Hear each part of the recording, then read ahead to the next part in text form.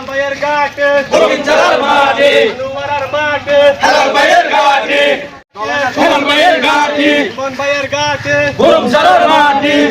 বুধবার ২রা জুলাই বিকেলে উপজেলার ৫ নং বরুমচড়া ইউনিয়নের ৫ নং ওয়ার্ড বিএনপি ও অঙ্গ সংগঠনের উদ্যোগে বিএনপির ভারপ্রাপ্ত চেয়ারম্যান তারেক রহমান কর্তৃক ৩১ দফা বাস্তবায়ন ও জনমত গঠনের লক্ষ্যে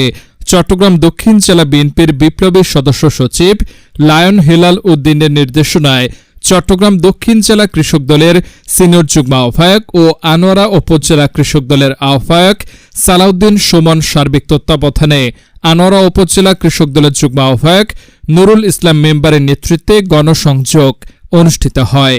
এ সময় উপস্থিত ছিলেন ৫ নং বরুমচড়া ইউনিয়ন বিএনপি নেতা আব্দুর রহিম, জামাল উদ্দিন, নবী হোসেন, গিয়াসউদ্দিন, আনোয়ার হোসেন, ৫ নং ওয়ার্ড বিএনপি নেতা মোহাম্মদ শাহজাহান, আজিজ, আবুল কাশেম, জসিমউদ্দিন, বরুমচড়া ইউনিয়ন কৃষক দলের আহ্বায়ক পদপ্রার্থী মোহাম্মদ ইদ্রিস, সদস্য সচিব পদপ্রার্থী মোহাম্মদ শাহাবুদ্দিন, সাইফুর রহমান, আনোয়ারা উপজেলা ছাত্রদল নেতা শহীদুল ইসলাম রাকিব, মঈন উদ্দিন, আসমাউল হক চিকু,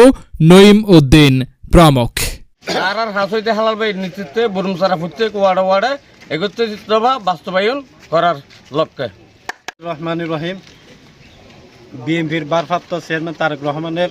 ৩১ দফা বাস্তবায়নের লক্ষ্যে আজকে আমরা গণসংযোগ করি হেলাল ভাইয়ের নেতৃত্বে এবং সুমন ভাইয়ের নেতৃত্বে। হেলাল ভাইয়ের নির্দেশনায় আমরা বরুমচড়া ৫ নম্বর ওয়ার্ডে